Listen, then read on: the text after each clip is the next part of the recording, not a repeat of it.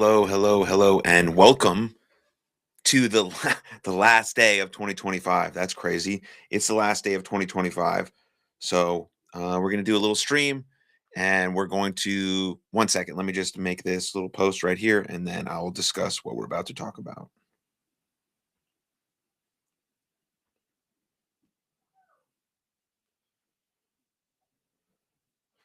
Okay.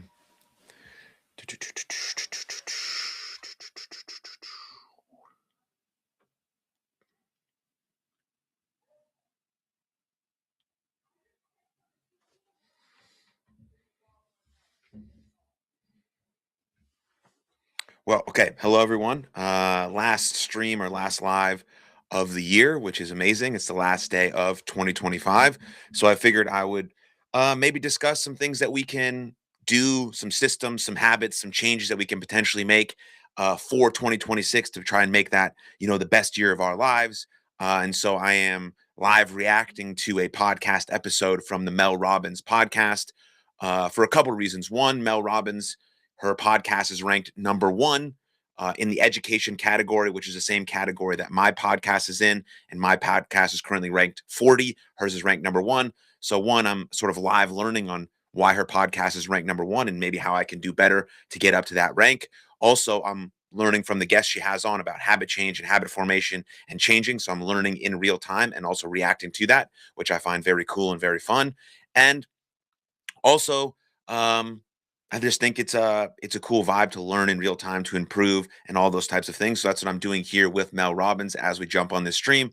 So not sure how long it's going to be. I know the actual podcast episode is about an hour long, so maybe this will be 2 hours, maybe it'll be an hour and a half. Depends on how much commentary I add in the show. But also, if you are looking for sort of the ultimate reflection guide, even though it is the last day of 2025, it doesn't matter. We can still reflect and learn from our experiences.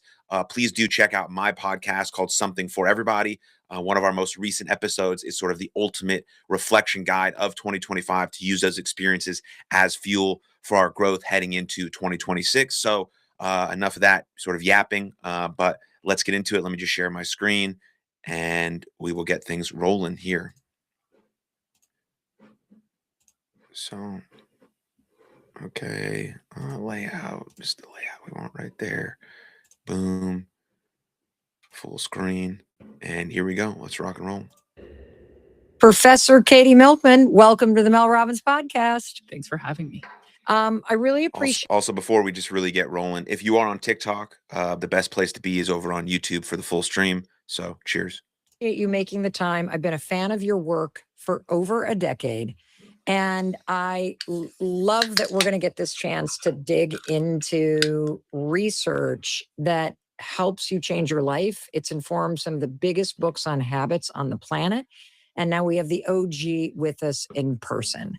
I want to start, Professor Milkman, by talking about how could my life be different if I take everything you're about to teach us, the research you're about to explain, and I apply it to my life? What's going to change? Every single person has a goal. You have a goal that you want to achieve right now. Even if you haven't articulated it, there's some aspect of your life that you want to improve, you want to get better. And there's also probably people you care about who you want to help improve. And there's a lot of science that you can use to get there faster and with higher probability. But most of us, when we have that goal, when we have someone we care about, we want to help achieve a goal, we're just shooting from our hip. We are not basing our strategies on evidence. And what I hope to share today is a set of tools you can use immediately to make it easier to achieve whatever it is you want to achieve and to help. I think one of the most important things that I learned about habit change and habit formation is that it's not a personal like character flaw, right? It's like it's a design flaw, it's a systems flaw. And I think that's super empowering. And maybe she's gonna discuss that, but like uh it's super cool to know that the reason you haven't changed or the reason that the habit hasn't stuck or you haven't done the thing you wanted to do is not sort of some character or personal flaw. It's not because you're flawed, it's because the systems that you are implementing into your life are flawed. And that's an empowering thing because we just have to change our systems, we just have to change our process. And hopefully she discussed that in this episode. I also don't really understand where she's looking at camera wise, like why feel like she's not looking at Mel Robbins. She's sort of looking out into the distance. But again, Mel Robbins, #1 ranked podcast on the education category. My podcast is ranked number 40 in that education category. So I'm also trying to learn some stuff about this and how she does some of her stuff and all these types of things. Didn't love the intro, but it is what it is. It's really about the information that you present. Other people do the same, whether that's getting in shape, whether that's getting your finances in order, whether it's getting a promotion at work, whatever that goal is you're trying to tackle, we actually have evidence-based tools to help. So hopefully by the end of this episode, you'll have learned and grown a lot in ways that will allow you to be a stronger version as you approach a new goal. You know what I'm excited about? I feel very optimistic all of a sudden because you're here. No, I mean that. I mean that sincerely, because I think a lot of us have that experience of really wanting to change. And I appreciate you validating that inside each and every one of us is a desire to feel better and do better. And we not only want it for ourselves, we want it for the people that we care about. And so before I ask you my next question, I just want to speak to you as you're listening or as you're watching us on YouTube, because everything that you're about to learn, the research that Professor Milkman's going to unpack, the evidence-based strategies, they're universal to all of us. But I want to make this personal as you listen or watch. And so I do want you to think, what is the goal? What is the change? Is it saving money? Is it eating healthier? Is it exercising? I mean, I recently recorded a full sort of goals masterclass for my podcast episode, which will release on the first Friday of 2026. I also did an ultimate reflection guide that you want to check out on my podcast as well. But one of the reoccurring themes that kept coming back to me when I was recording and researching for that goals masterclass was the word clarity. And clarity is really important when we're thinking about goal or target setting. And that clarity allows you to answer the question of, what do you really want? And you can revisit that question over and over and over and over again, but you have to have some sort of foundational layer of what do you really want? Because I like to replace the word goal with target. Goal is outcome based, target is aimed based, it's directional based.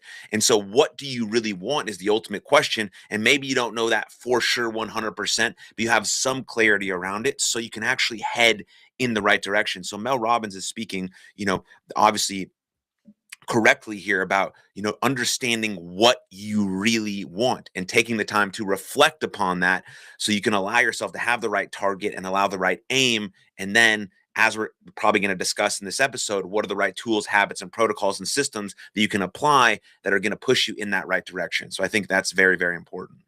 More? Is it losing weight? Is it spending more time with family and friends? Is it quitting smoking? Also, hello on TikTok, full stream over on YouTube if you want to come and hang out.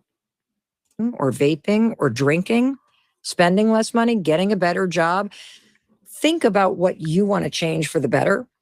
Because if you have that in mind, you can apply all this evidence and all this research to every single goal you might have in life. So I just invite you to do that because it's going to make this way more impactful for you. Professor Milkman, you have spent your entire career not only studying, researching, writing, and teaching about why change is so hard. What is the biggest lie that we've been told about change? I think the biggest lie is that you should just work harder or use your willpower, and that there's something wrong with you if you can't push through the pain and achieve this challenging goal. And the truth is, that's not the key to change. It's not that you lack something inside you and that's the reason that you can't do it.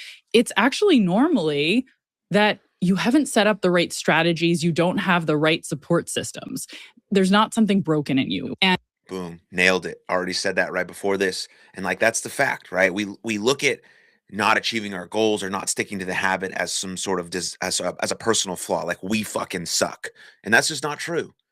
You have the wrong systems in place, and implementing the right systems will allow you to move towards the target that you find most important in your life. And if you blame... Yes, we love a good commercial.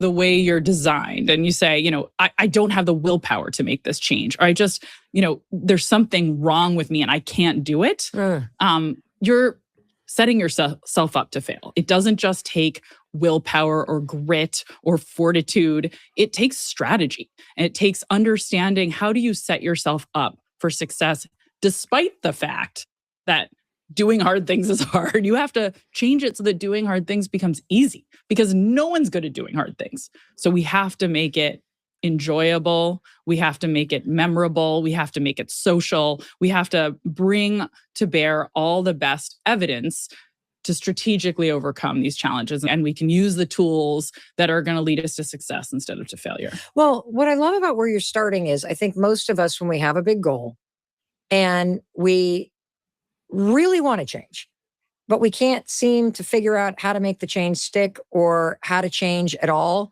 What I'm starting to get, which I think is a brand new idea for me, is that based on the evidence and based on the research that you're about to share with us, and based on the strategies you're going to teach us, that learning. I mean, it's been 6 minutes, and Mel Robbins has said, based on the evidence, based on the teachings, based on the research, like 16 times. Like, I'm not sure what she's trying to prove. Like, she's trying to prove that her podcast is like evidence or research based, and that's great. That's legit. Like the professor she has on is super expert in the subject, and I think it doesn't have to really be said anymore. Maybe you guys don't find that sort of as apparent as I do, but it's like she said it 4 or 5 times already in this episode. How to change is a skill. Absolutely. Learning how to change is a skill, just like using an Excel spreadsheet is a skill. And I mean, that's powerful right there. Learning how to change is a skill. You don't just all of a sudden wake up and know how to change.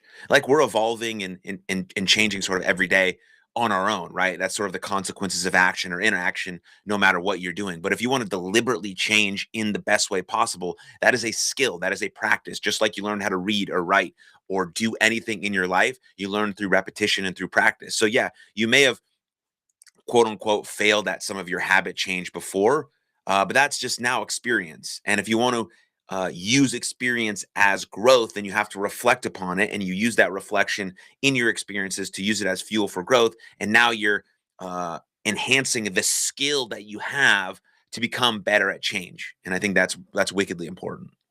You can master that skill and you can learn what it takes. And importantly, once you learn it, it has dual functions. Not only does it actually help you achieve more, you can use those insights to help all the people you care about. So I love that. It's sort of a magic skill, in my opinion. And that's why I like to study it and share the science, because it has so many benefits. So the same things that you're going to teach us that we need to do so we can save money and stop drinking and spend more time with friends and lose weight, do all the things that we want to do in life, we can give these same tools to everybody in our lives. Whoever you coach, oh my gosh, who you parent, who you teach, who you mentor, everyone needs the same things. I'm constantly getting questions like, oh, but does this strategy work for women in their 80s? And, does this work in India? And like, yes, it really does. The things we're going to talk about, the barriers, they're human. We're all human. We're human no matter our age, our gender, our race. We all have the same barriers. And we can all therefore benefit from the same tools. Professor Milkman, through your extensive research, you have identified that there are these 7 barriers to change. How did you discover them, and what are they? So I've been studying behavior change for roughly 20 years. I run a research center at the University of Pennsylvania called the Behavior Change for Good Initiative. And in doing my work, one of the things I noticed is that most people and organizations that are trying to create change, they approach it with a one-size-fits-all mentality. Sort of, let's set big, audacious goals. Let's visualize success. Let's, coach people towards the change they need. And often that wasn't clicking. And one of the things I started to notice was that it seemed really critical before taking that step, just like a doctor would try to diagnose, when a patient comes in with a headache, what's causing the headache before coming up with a cure. We need to do the same for behavior change. We need to understand it to treat it properly. And so that led to sort of starting to dig and say, what are the kinds of barriers that are consistently arising that seem to be holding people back as they're trying to make change. And I have 180 scientists associated with this research center that I co-direct with Angela Duckworth at the University of Pennsylvania. These are not my 7 barriers. These are really the barriers that the field has unearthed, that all of these scientists with all different backgrounds studying change had been building over a long time period, and that I'd been contributing to as well, synthesizing that and recognizing we need, in order to be able to offer solutions, we need to Just pointing out that that's really fucking cool. That's really fucking cool that there's people that are doing that kind of serious work on basically how to make people's lives better.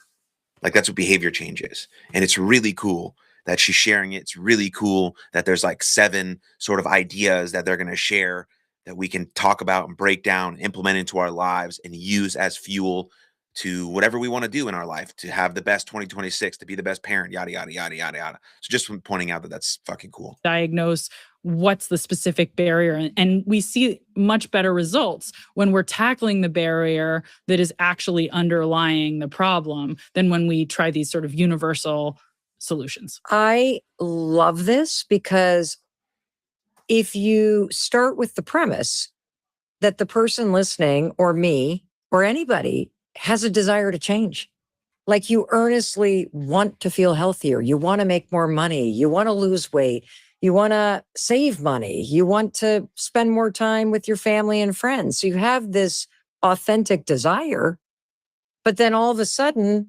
everything just falls apart. And so I love that through all this research, you've identified that there are 7 barriers that we probably don't even realize are there that are preventing us from doing the things that would make the change that we so desperately want possible. So what are the 7 barriers based on research to our ability to change? Well, the first is the challenge of just getting started. You have to begin. After that, impulsivity, which is our tendency to want things to feel instantly gratifying. Then we have procrastination, putting it off. Why do today what I could put off until tomorrow? Forgetfulness. If it's not top of mind, I'm not going to follow through. So we need to make sure that we remember forgetting. Laziness, which sounds like an insult, but really is a compliment because it's good to take the path of least resistance. It's great that we're lazy, but it can be a barrier when you want to change, that you're wired to prefer shortcuts and easy solutions.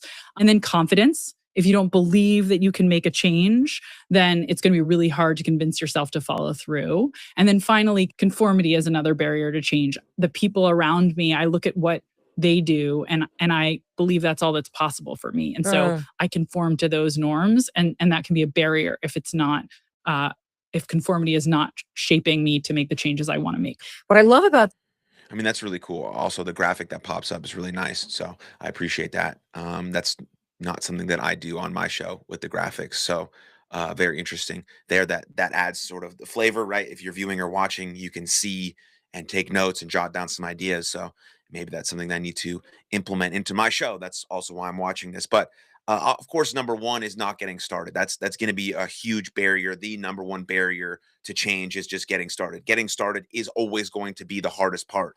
And it's really nice that she's explaining sort of the underlying idea, right? Because if all we know is that we just can't get this thing done, we can't perform the habit, we can't stick to it, the workout routine just never goes past February, we always blame ourselves and our lack of ability, when really there's going to be an underlying factor, which is one of these barriers to behavior change that's really actually underlying the thing. I spoke with someone who's an anger management specialist on my podcast, and it's the same thing that can be applied to anger. It's like, we just get angry and we just think we're an angry person. No, there's an archetype that underlies your anger. Was it disrespect? Was it this thing or that thing, which is actually the manifestation of why you got angry in this moment? And it's the same thing for behavior change. If you can't just get the thing done, you can't head in the right direction, you can't stick with your habit, whatever you want to change, it's because there's something underlying it that's actually the root cause of the issue to your change. And once you solve that, then I bet the barrier opens up and it's more easy,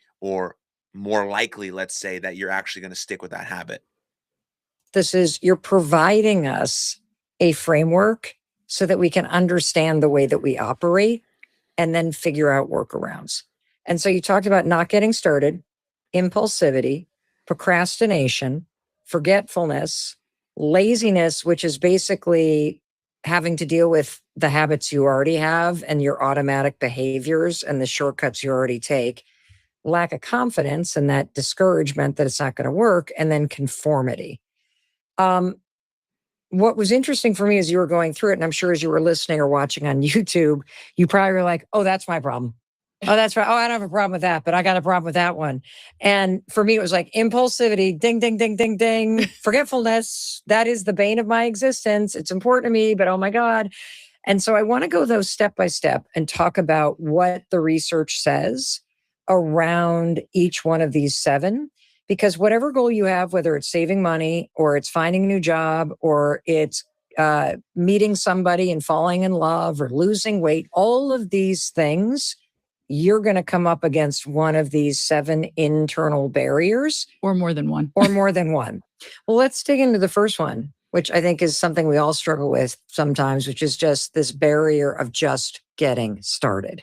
That's a big barrier for a lot of us is, I know I should do it. I know I should do it. But when will I do it? I think the Fresh Start Effect is the best tool we have for motivating a new beginning, for motivating us to start. The Fresh Start Effect, the tendency to feel motivated to pursue goals and make positive changes after significant dates like New Year's or birthdays. Yes, that's why there's always New Year, New Me. That's why there's New Year's resolutions, because humans feel inclined to feel more motivated when there's like this fresh start. I'm going to start on my birthday. I'm going to start on New Year's. And that's fine. Let's use that motivation to get started, to get moving, to move us in the right direction. But then to really make it stick, to still be pursuing that goal in the middle of the year when June comes around, is based on understanding these barriers and is based on having the right target and is based on having the right systems in place. So the Fresh Start Effect is something that we can capture as humans. That's why there is always New Year, New Me, New Year's resolutions, things like that. But if we don't have the right systems and habits in place, then that goal is going to dwindle away come February and be completely gone by March. I think it's also important to note that it's not always about adding new stuff, right? There is a very fast way to improve your life is to stop doing the things that make you feel like shit. So maybe it's not adding new habits, but it's deleting some of these ones that are carrying too much weight or weighing you down or not healthy. And so some of the same behaviors and systems and protocols that I want to help me implement a new habit will also be the same that help me delete that habit that's bringing me down, because it is more about quitting things and letting things go and stopping things than always adding. And I think that's important as well. So let's keep going. There are other tools we're going to talk about that you can also leverage that'll give you a little extra kick to motivate you to begin. But when I think about what's the best matched scientific tool that can help us get going when we have been struggling to start, fresh starts are the one. Can you break down your research and explain what the Fresh Start Effect is? I would love to. This is one of my favorite things I've ever studied. And I should say the lead author is my former student, Heng-Chen Dai. She's brilliant UCLA professor. And I should actually back up because I think the story of how this came about is kind of fun. I visited Google's headquarters in Mountain View, California, 15 years ago, roughly at this point. And I was at a big workshop with lots of people talking about their HR operations. They were looking for ways to help their employees take advantage of programs like, new educational trainings that they were offering, their gyms that were available, these kinds of things, right? All the employee benefits that they know improve performance, but that a lot of people are not using. And I got this amazing question. The question was, okay, Katie, we are completely convinced that we should be using behavioral science tools to encourage adoption in all the ways that you've laid out. But is there some ideal moment when our employees are going to be most open to making a change and adopting these tools that we have waiting at the ready? Understanding when it is that all of us are most open to making a change can be really valuable. So that's what started the work. We got really interested in the idea that there are moments when people are more motivated to make a change than others, that this is something that waxes and wanes. But wanted to understand if there was something systematic about when it is that people are most motivated. And the first thought bubble I had, which I suspect some of you who are listening are also thinking about, is, well, New Year's is kind of a a special moment, right? Yeah. We know actually that 40% of Americans, and this is a global phenomenon, but in America, Let's see what this says. New Year's resolutions are more popular among young adults than older adults. Percent say who made at least 1 year New Year's resolution this year. Yeah. Fresh start effect, baby. Gotta love it. it's 40% of us make New Year's resolutions. We say at the beginning of the new year, we're going to do something different in our lives. We're going to make some positive change. And okay, fine, that's one moment. But what I got interested in and started talking to Heng Chen about when I came back to my office after that trip was Commercial break. This guy wearing a small shirt. what is that a microcosm of? Like, there must be other moments too. What is it about New Year's, and where else can we find that magic fairy dust and sprinkle it on people that gives you this sense of a fresh start? And so we started reading and learning. And what we learned is there's this whole literature on something called autobiographical memory. And what it teaches us is that the way we think about Autobiographical memory, the memory system for recalling personal experiences and specific events in life. These little things that pop up on this episode are extremely, extremely helpful. So I appreciate that on the Mel Robbins podcast. our lives is not linear. We actually look back on our lives like we are characters in a novel, and that there are chapter breaks in our lives that separate the way we think about who we were, who we will be. And those chapter breaks arise at predictable moments. So you can think about big chapter breaks.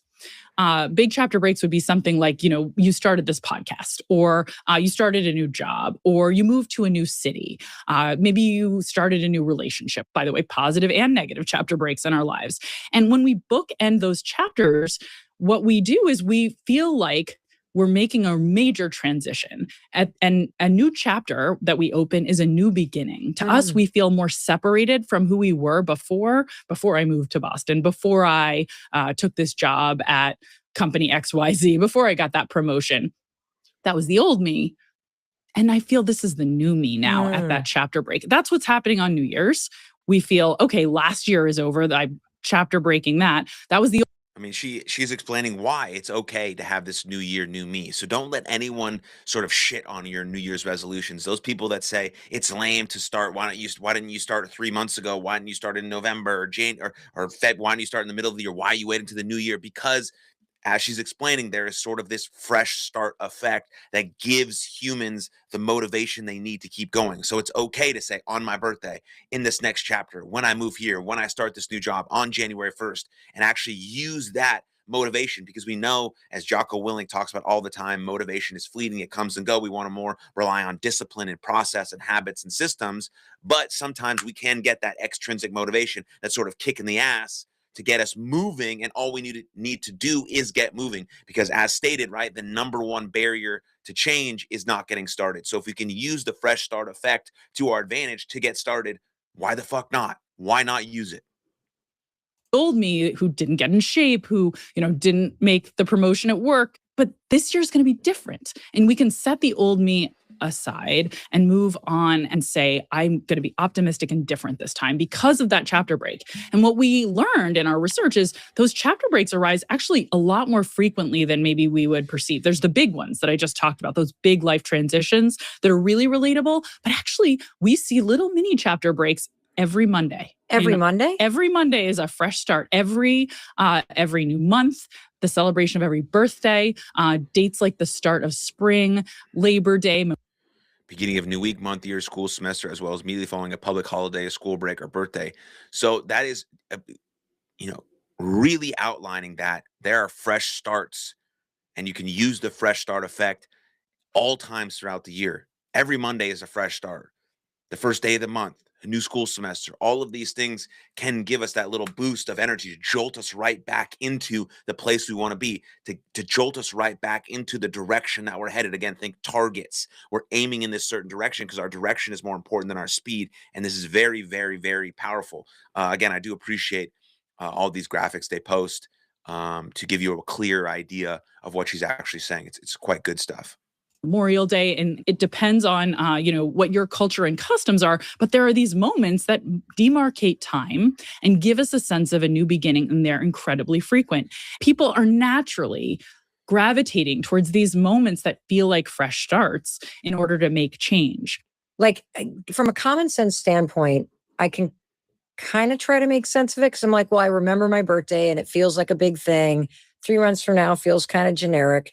But in terms of what's actually going on in your brain, why does a Monday or a birthday or the first day of school or an anniversary, why do these things create this psychological thing called a fresh start effect? Yeah. Well, there's 2 things that are happening. One is at those moments, we tend to step back and think more big picture about our lives because they're breakpoints, right? So the start of school, just think, what's happening before the start of school for every kid and adult. You're like lying in bed the night before thinking about this new beginning that's coming. What's it going to be like? There's all this change that's already in the air. There's a shift point. And that primes you to think about what else you want to change. You're thinking big picture, not just head down doing it the way you are in the 3rd week of school, just trying to get through. You're really having those big picture thoughts about your goals. So that's part of it. But the other part is this true psychological distinction that arises at these moments. We literally feel like our identity is a little different because we've turned the page on a new chapter and we feel like we're going to be, if we're looking forward, a new person. You're like, yeah, after my 35th birthday, I will be ready to start saving. That is a good moment because Yeah, identity is going to be hugely important when it comes to kind of achieving anything you want in life, right? The foundation for greatness is going to be self-trust. Your self-trust is based on your confidence, and your confidence is based on your identity because your identity is not your job title. Your identity is your repeated beingness. So who are you being on a consistent basis? For me, some of my most important values are consistency, zest, honesty, resilience. Those are my core values. That's my true identity.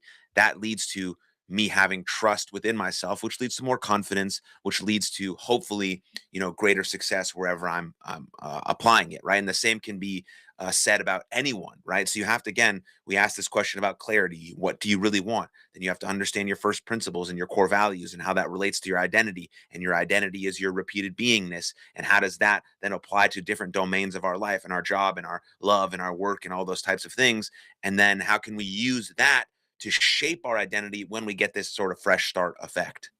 That's going to be a break point for me. I'm going to be a different me in my 35th year. I know I've got this, right? So you can pin your hopes to that transition point that feels like it's coming, or to the transition point you're feeling, right? The first day of the new year, you can say, that was the old me, this is the new me. We don't think about time as one linear experience. We bucket it. We have these buckets that we put time into, and we say, it's before New Year's and after New Year's.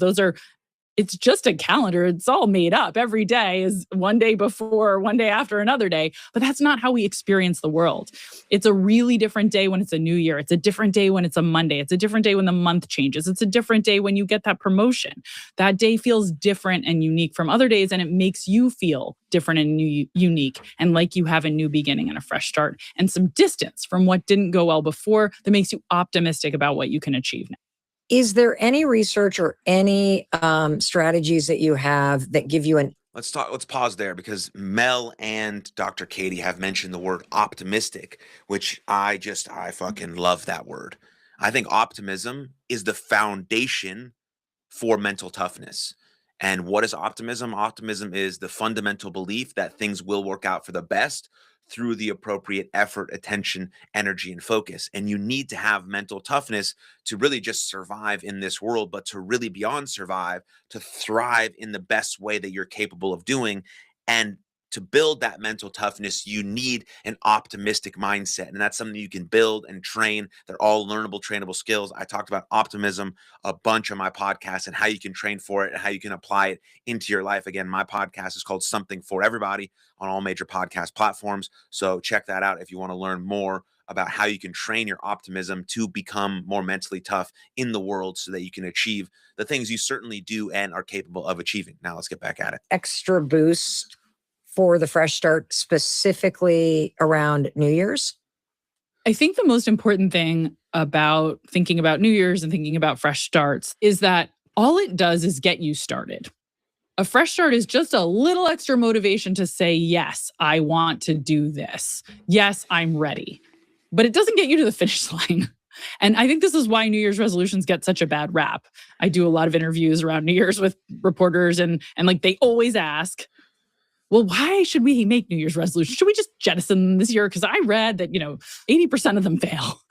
And I think they're 100% right to ask that question, but it sort of misses the point because all a fresh start is motivation to begin. But that doesn't get you anywhere if you don't have a bunch of tools at your disposal that are going to help you succeed. Beginning is not enough. So that's the thing that I think everyone should know about fresh starts. If you want to make the most of that fresh start, you're going to need a plan. And we're going to talk about. If you want to make the most out of a fresh start, you'll need a plan. It's back to this 3-step framework that I always talk about. If you ever heard me talk before, it's like awareness, acceptance, action. We're aware of maybe the barrier, right? That's causing us to not have behavior change, right? Whatever the barrier is, one of the 7 barriers that she discussed, that I'm aware of that. That's what's stopping me from achieving my goal. And now I'm going to accept the fact that that's actually reality, that I haven't got started, or it's forgetfulness or lazy or impulsivity or whatever the case may be. And then we move into action. Okay, what's the plan, steps, strategies, protocols, implementations that I can apply that's going to actually move me towards my target? So yes, it's always about action. About some of the tools that will help you make more of that fresh start. But you're not just going to need motivation on the first day of January or on Monday in order to get most things done. You're going to need a lot more than a fresh start. You're going to need the fresh start to get you ready to go. And then now you're at the starting blocks. And what are you going to do to get to the finish line? How can the person listening or watching on YouTube create a fresh start right now? Like right now, I'm listening. I want a fresh start.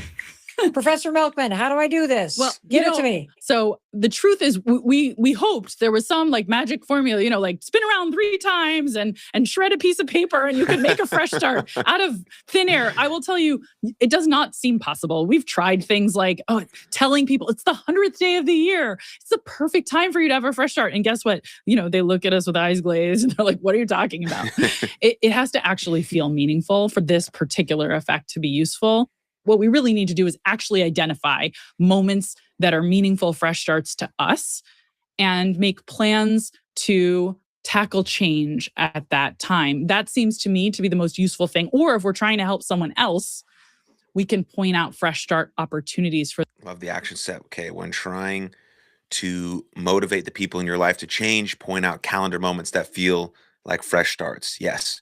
So if you are someone in someone's life and you want to sort of guide someone to move in the right direction or have a great habit or whatever the case may be, say, hey, we'll start on your birthday. Hey, we'll start on Monday. Hey, we'll start at the new year. Hey, we'll start after the holiday, right? That really is using the fresh start effect to your benefit, I believe, at least if I'm understanding the information correctly. For them to peg their hopes to. If they keep saying, no, I'm not ready to do that. No, I'm not going to make that change. You can point out, okay, let's make a commitment. And here's a suggestion. I see this moment coming up. You have a birthday coming up next month. You have this big promotion. I know you're about to move into a new apartment. That's a really good time to make this change. You're going to be at a new beginning. It's a perfect moment to do it. What are going to be the fresh starts that stand out on your calendar and that give you that sense of a new beginning? Personalize it and find the right ones so that you can lean into them and accept that motivation. Impulsivity. This is one of my favorites. I think this is the one I struggle with the most. You've heard, if it doesn't kill you, it makes you stronger. There's a lot in the popular culture suggesting it's your problem and just work through it. What research shows is helpful for dealing with impulsivity is just changing the nature of whatever it is you need to do so that it is instantly gratifying. Can you give me an example? Yes. Yeah. So imagine you want to get in shape. Okay. And there are 2 paths that you could take. One path would be go to the gym and look for the most efficient exercise you can do in 30 minutes to burn calories and make your body fitter. Maybe it's like the maximally punishing Stairmaster. That's the one. Okay. There's another strategy you could think about, though. Instead of going for efficiency when you go to the gym, you could think, what am I going to enjoy most while I'm here that's going to move my body? And maybe you sign up for a Zumba class with a friend. And I want to note, okay, it's a little less efficient if you go to the Zumba class, probably per calorie, per goal you're trying to accomplish, but you like it. And what research shows is that most of us think, The right thing to do is that effective, efficient path. I'm going to get on the Stairmaster, but we're wrong. There's really wonderful work by Cornell's Caitlin Woolley and University of Chicago's Eilert Fishbach showing that that is a mistake. When we instead nudge people to pursue their goals in a way they enjoy, like going to the Zumba class instead of getting on the maximally punishing Stairmaster, suddenly they actually start enjoying what they're doing and they persist longer, which is what almost all of our goals are about. You're not going to get in shape in one workout. You need to keep coming back to the gym. You need to keep doing it. And so find a way to make it fun to do the thing that you want to do in the long term to achieve your goals. I like to call it the Mary Poppins effect. Mary Poppins says a spoonful of sugar makes the medicine go down. Greatest nanny of all time. And she's right about that, not just for kids, but for adults. We need to be looking for ways to make things that are good for us in the long run, rewarding in the short run. Because we're present bias doesn't mean we can't achieve our long-term goals. James Clear, the guy who wrote Atomic Habits, talks about this all the time, that anytime you do something that you said you wanted to do, there should be instant celebration. And what I tell my athletes is like, anytime you do something you said you're going to do, you woke up early, you got the workout in, you spent an extra 30 minutes off your phone, you didn't eat 2 hours before bed, whatever habit is, right? There should be instant celebration the moment that happens. And people are like, well, how do I instantly celebrate? How do I celebrate the small win? For me, what I tell my athletes is to simply pat themselves on the back, throw a fist up in the air and say, that's like me. That's it. It's as simple as that. That's like me to do the thing I said I was going to do. And it's a similar regard here. Like if you go to the workout class that you find more fun and you reward that with instant celebration every single time you go, you are more likely to continually show up for 6 months, for a year, for a lifetime, rather than going and do the thing that's extremely challenging, hating it and never coming back. Now, of course, there is a point to say about chosen suffering and doing hard things and voluntarily putting yourself in uncomfortable positions. Of course. But if you really want to make this habit robust and stick, then you need to instantly celebrate. You need to make the habit too small to fail, and you need to instantly celebrate when you do the thing. The only way you repeat behavior is if you reward it. And that's by saying, that's like me.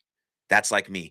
And then you start to keep those little promises you say to yourself, and that ultimately builds your confidence. And now all of these things are happening that you're just developing and growing into the capable person you knew you could be all along. And so I think that's extremely powerful. We just have to change the way we're pursuing them so they're rewarding in the short run. The research shows that if you can make it fun and easy, your own impulsive nature will actually stay focused on the thing that's fun and easy versus avoiding it because you made it too hard. Is that a way to unpack that? It's beautiful. It sounds so obvious that it almost seems crazy that all of us have the wrong mental model, but almost all of us have the wrong mental model of thinking, no, there's something wrong with me if I can't do hard things. I just have to push through.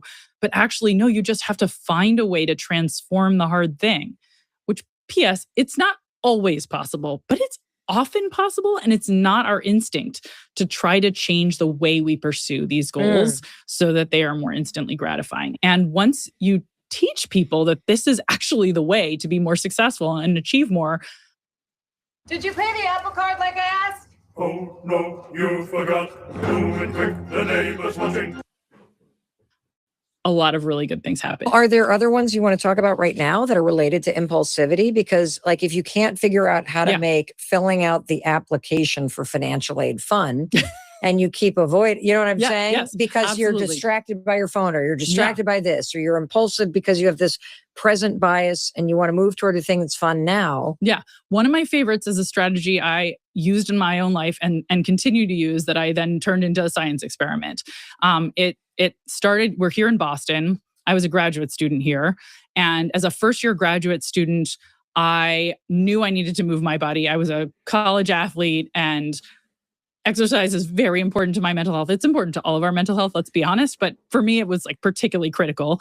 Haven't said this in a minute, but if you are on TikTok hanging out, best place to be is over on YouTube for the full stream. Cheers. As a stressed out first-year graduate student. But at the end of a long day of classes with problem sets waiting ahead of me, I found it really hard to motivate myself to go out into the Boston winter to the gym dark at 4:00 in the afternoon. Exactly. And like get to the gym and work out.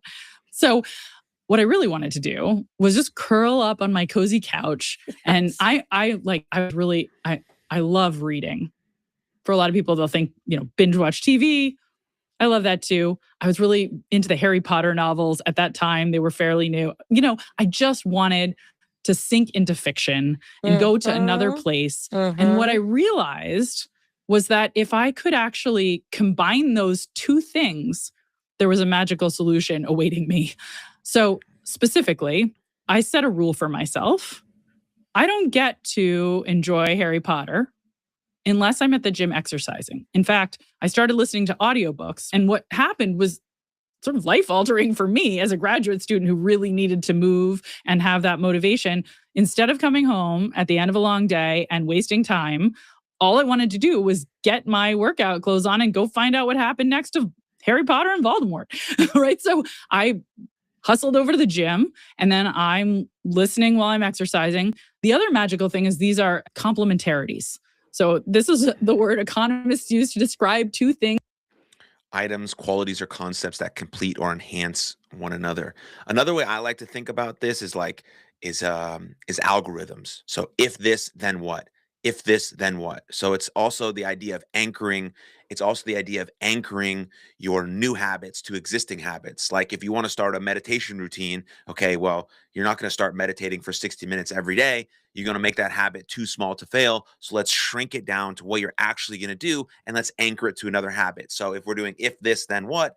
If I walk through a door, then I take a deep breath. Maybe you get 12 deep breaths throughout the day, how many times you walk through a door. If this, then what? Like if I go to the bathroom, then I do a push-up, right? If I go to the gym, then I get to listen to Harry Potter. Whatever the case may be, you're anchoring habits that are complementary to one another, and you're using algorithms as sort of rules in your life that allow you to do this thing because you set that standard. And so I think all of those things sort of combine to what Dr. Katie's talking about. Things that are better together than apart, like peanut butter and jelly. They're complements. And that's how exercise and entertainment are, because you need to be distracted from the pain of that workout. And so suddenly I didn't even notice that I was sweating and that it was hard because I was so engaged and engrossed in what I was listening to. Cool. So time flies while I'm at the gym. I have no guilt associated with indulging in my entertainment that day. I go back to my house and I'm totally ready to focus on my work. And it was like magic. And so I actually decided, hey, this could be useful to other people because this is amazing for me. This is really changing everything. Like started getting better grades. I was feeling great. Everything felt so different. So I did research on this tool, which I call temptation bundling, which is find some chore that is important. Temptation bundling. I like that name. Pairing a chore or a goal with something you enjoy. Yeah, kind of what I just talked about. Important to your long run goals, but it feels like a chore when you're doing it. And find something tempting that you love and only let yourself enjoy that temptation while you're doing the chore. So we did our first research experiment on it with exercise and audiobooks, actually. We randomly assigned some people to only have access to tempting audiobooks while they were working out at the gym, and other people got an equally valued gift certificate so they could have gone and bought audiobooks or other entertainment. We didn't give them that hint, and we found it helped people exercise 56% more to have to come back and go to the gym after they'd started listening to an audiobook if they wanted to find out what happened next. In fact, we did one study where just suggesting this to people led to durable increases. 56% more is fucking amazing and incredible. Wow. 56% more. Didn't want to miss that. As an exercise, we suggest they do this. We give them a free audiobook, and we see durable benefits for months later. So that's one set of research. When we have a family dinner, I put on music I love that. when it's time to clean up. Yeah, because And now everybody it's fun. kind of out dancing By the and way, having that's very fun. Mary Poppins. Mary Poppins, right? Do you remember? Maybe I'm too Of into course I Mary love Mary Poppins, right? Poppins, yes. But there's like, they sing and they dance while they're doing all the chores. That's a Mary Poppins scene. So, Can without you an give element of us fun. other Yeah. examples Yes. that you've seen in readers of your work or students or the research that like really sparks something for the person listening? Or I like, saving your favorite podcast, probably the Mel Robbins podcast, for when you're doing household chores, right? Mhm. So now instead of feeling like it's kind of miserable to clean the bathroom, Listen, you got to tune into the Something for Everybody podcast anytime you're trying to clean your room. I talk about Dr. Jordan Peterson all the time, so it just makes sense. Listen to me talk about Dr. Jordan Peterson while you're cleaning your room, who's like Dr. Jordan Peterson is like this the fucking gold standard for telling you to clean your room. So yeah, cheers. Bathroom or to fold the laundry. Like there's something you're looking forward to that's going to make that time fly. So there's a lot of different ways you can do this. And it's really, it's another one, just like Fresh Starts, where there is a personal taste element to figuring out what's the right one for you. What's your temptation, something you crave. You want to maybe limit a little bit your access to, that you could combine with something that's important to you, but might feel like a chore if you didn't have this temptation in the equation. I love that. One of the barriers that you've identified that we have internally to changing is procrastination. What can we do to overcome that? That's a really hard one, but it's really related to what we've been talking about with impulsivity. So procrastination is a problem for all of us because we want things to feel good right now. And so Shalom, Aaron. Shalom, my friend. If you want to come join me on YouTube, that's where the full stream is. Cheers. we'd rather delay until later the thing that is hard. One solution is think about this as having two sides, this equation. Like I can either make it more enjoyable to do the hard thing, or I can make the penalty of not doing the hard thing greater. Think of it, carrots and sticks. Okay. So we've been focused on carrots. Like let's change. Make it easy. Let's bundle it with stuff fun. that we like to do. That's like, the carrot solution. Yes. Okay. Procrastination often works pretty well with the stick solution. We're used to other people helping us with sticks. Let me give you some examples. Your boss who gives you a deadline helps you get that work done, as opposed to letting the report take months and months. That is good management. Someone has said, nope, it has to be due. I need it by this date. You've got to finish it. And if not, there's consequences for your performance review. Another example of someone else helping us and constraining us with a stick would be something like maybe you're tempted to speed on your way to work. That would be instantly gratifying, but that there is a police officer out there somewhere with a speed camera Right. and if you get caught, you're going to get a ticket. Yes. So there's a consequence. There's a stick Got if it. you speed. So those are consequences that that other, entities like your boss, whatever, or your is taking care of. partner or your family That's or right. somebody. Mom's That's going to right. be mad. My partner's going to be upset if I don't do this. Okay. And so got it. Okay. So we're used to those other consequences. yes. We can do the same thing to ourselves, which sounds weird, but we can impose sticks on ourselves. And there's a whole lot of research showing this is helpful. So let me give you a very concrete example. Okay. You can, this is a weird one to start with, but I think the most powerful one, you can literally put money on the line that you agree you will forfeit if you fail to achieve a goal by a certain date. And you can choose a referee who will hold you accountable, and you are fining yourself for failure on that goal. Say, you really want to meditate 3 times a week.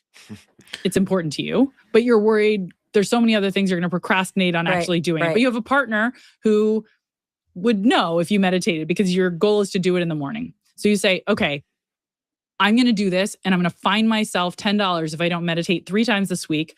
And I want you to hold me accountable. You ask your partner to be your referee. There are websites, and of course you can just do this informally too, like BeMinder and Stick, which I have no affiliation with, that will let you put money on the line, choose a referee, and then fine yourself if you fail to achieve that goal. And it turns out this is an extremely effective way. Really? I mentioned this earlier, but yeah, I mean, if you're going to build a habit, the best way to build that habit, this is an insight from BJ Fogg from his book, Tiny Habits. It's called Making Your Habits Too Small to Fail. So again, I mentioned meditation routine, right? If this, then what? If I want to meditate, okay, then I'm going to take a deep breath every time I walk through a door. If I walk through a door, then I meditate. But you're also making that habit too small to fail, and not saying you want to meditate 3 times a week to start, but saying you want to take 1 deep breath 1 day a week and incrementally building from there.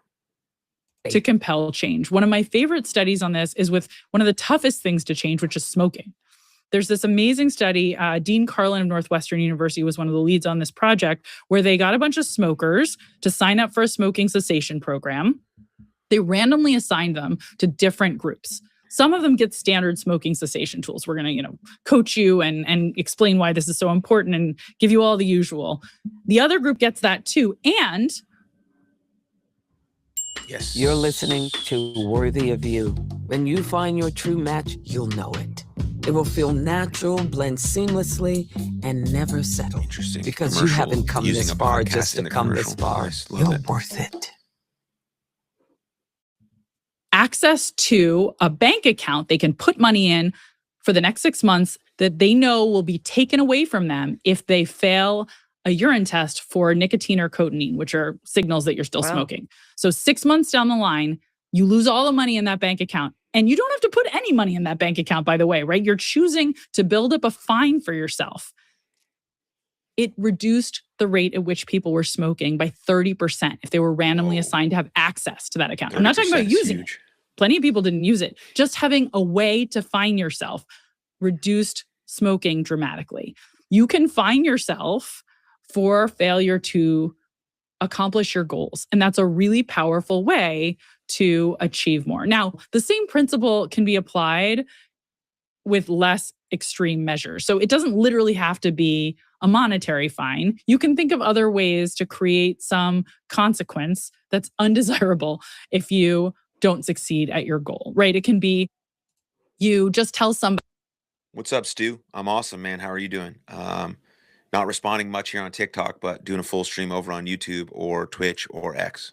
who means a lot to you that you're trying to do this thing and to ask you if you've accomplished it and make you prove it to them. And then you'll have a little shame and disappointment in the face of someone who you respect if you haven't achieved it. That's a soft commitment device. It's the same idea. It's still creating some sting. Another Commitment device, a self-imposed rule or mechanism that helps you stick to a long-term goals by adding costs or consequences for failing to follow through. A commitment device. Okay, think about that. form of commitment device is simply to make it harder to do the thing that you don't want to do. So it's sort of like a penalty to make it hard to, for instance, eat junk food by taking it all out of your house. Now it quote unquote costs more to get junk food. It doesn't literally, but instead of being able to go to my pantry, which is very, very easy, I now have fined myself by forcing myself to walk all the way to the grocery store or get in the car and drive somewhere to get the junk food. So that is a form of commitment device as well. When you create a friction, you make it harder to do the thing. And that's another way you can tackle procrastination and also impulsivity. Really, they blend together because they come from the same underlying psychology. This is another thing that they talk about, buying your willpower at the store. She mentioned it, right? You don't want to eat junk food anymore. You don't want to do this anymore. Okay, well, the best thing to do is to not have it easily available, right? If you don't want to look at your phone right when you wake up in the morning, okay, well, how do you buy your willpower at the store? You move that phone downstairs in a box so that when you wake up, you can't just go and grab it. You have to get up out of bed, walk downstairs, open the drawer, and there's your phone, right? Not saying it's impossible to go do it, but at least there's some friction between you and the thing you don't want to do.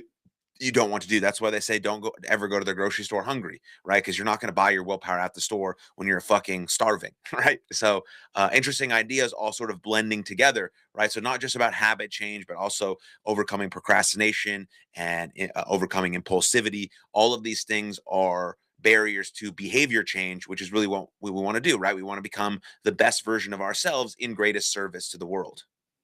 Let's talk about forgetfulness. This is the bane of my existence.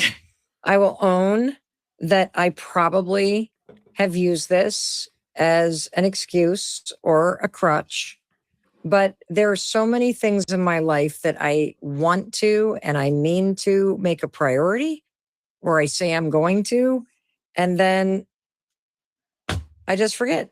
We have a lot of confidence that we will remember things because they feel important to us in the moment when we're thinking about them, right? You're lying in bed at night and you're like, I definitely need to do that tomorrow. And it's so important. Of course I'll remember.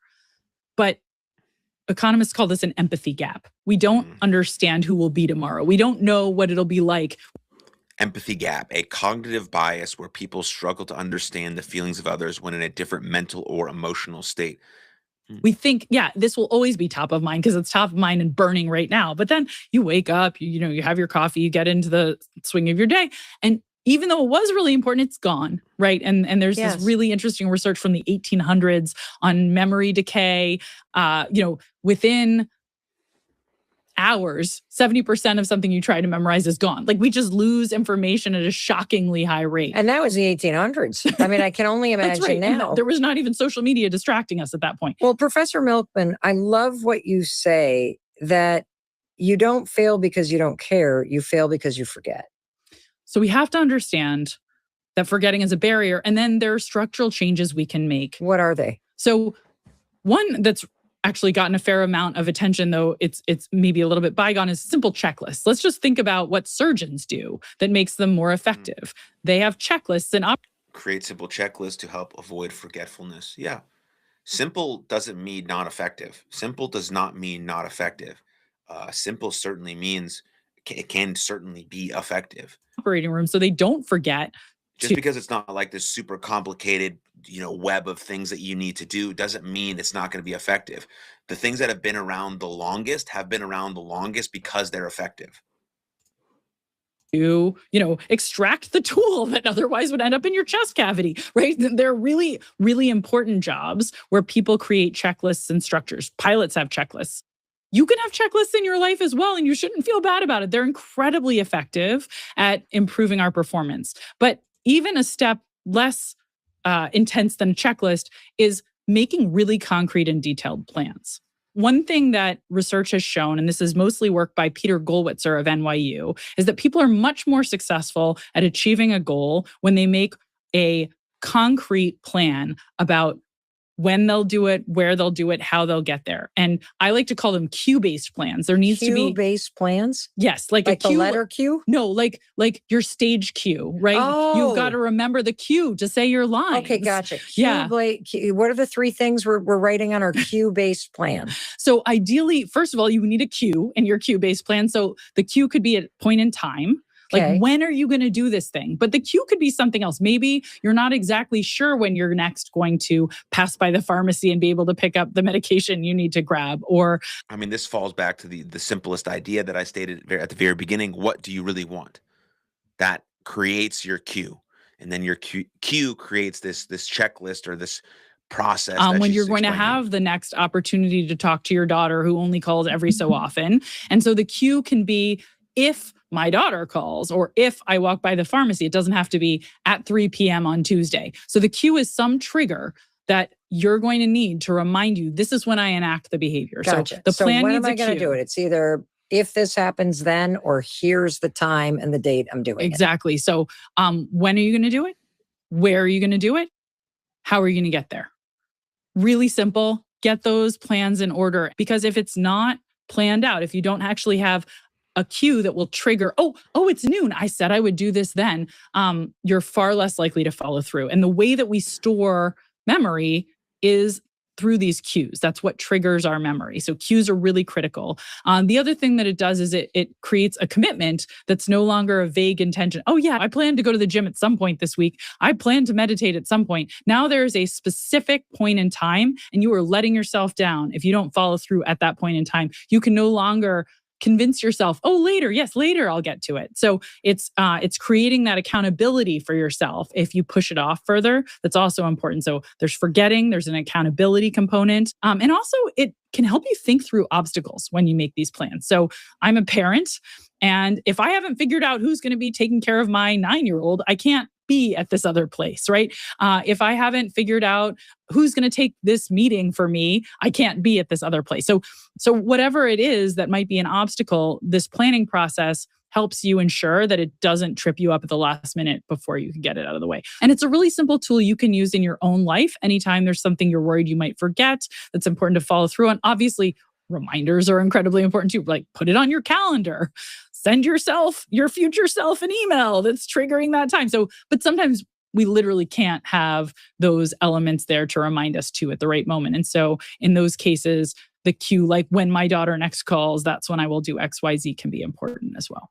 I just kept sitting here thinking about how not only is it helpful to understand that there are these simple evidence-based things you can do. When am I going to do it? Where am I going to do it? How am I going to do it?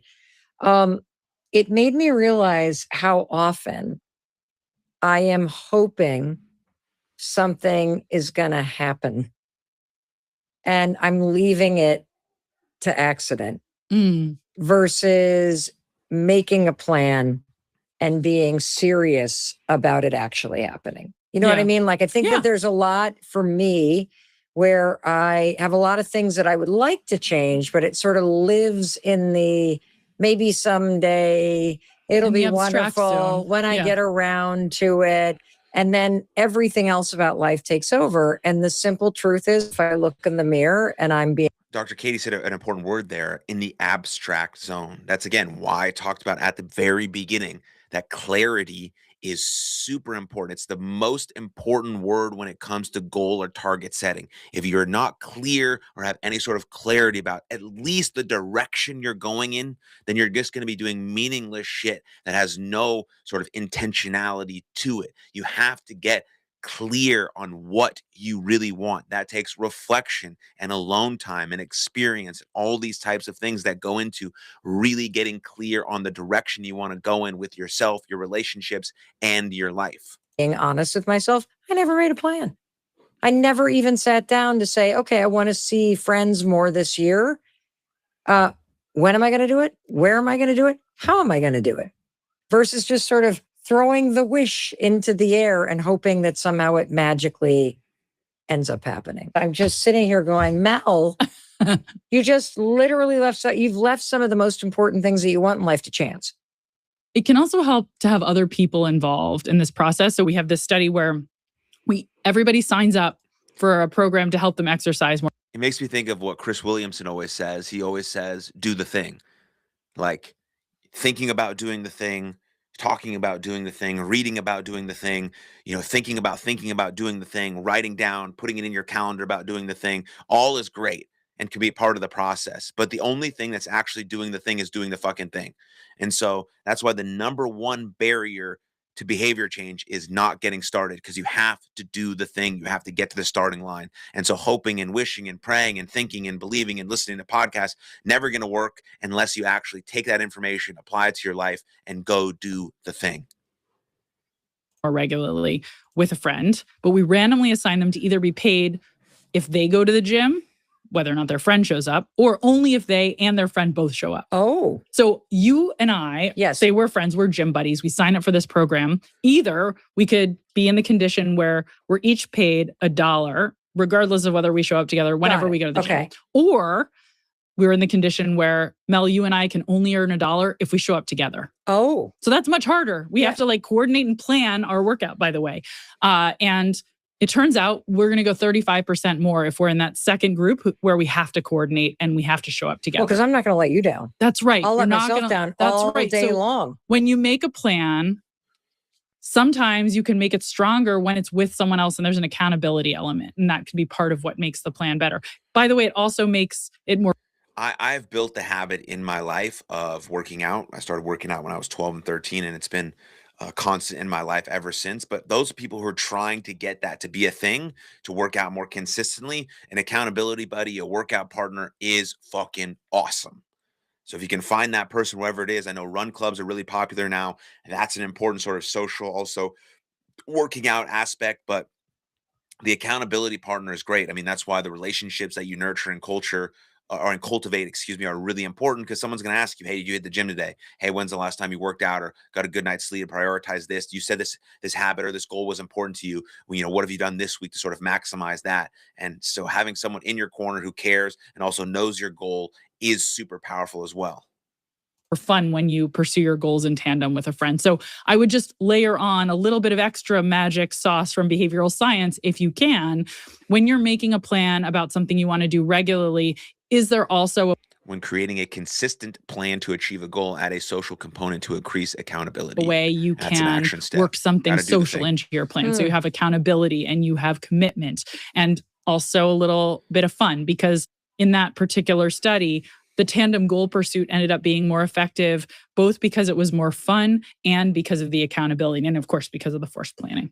Let's talk about laziness. This is one of the 7 internal barriers to you being able to change. What does the research show, and what are some evidence-based strategies we can use to overcome bad habits that keep us from changing? Great. Okay, so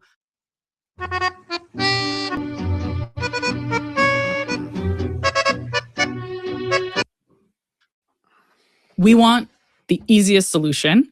We want the path of least resistance. So the first piece of advice, we don't even have to get to habits. The first piece of advice, we're going to get to habits in a moment, is just make the easiest thing in your life. Make the automatic thing that happens the thing that is good for you whenever you can. So, when you open your computer screen, you open your browser, does it take you to a social media website that you may not want to get sucked into? Or Hey, if you're chilling over on TikTok and want to hang out for the full stream, it's over on YouTube.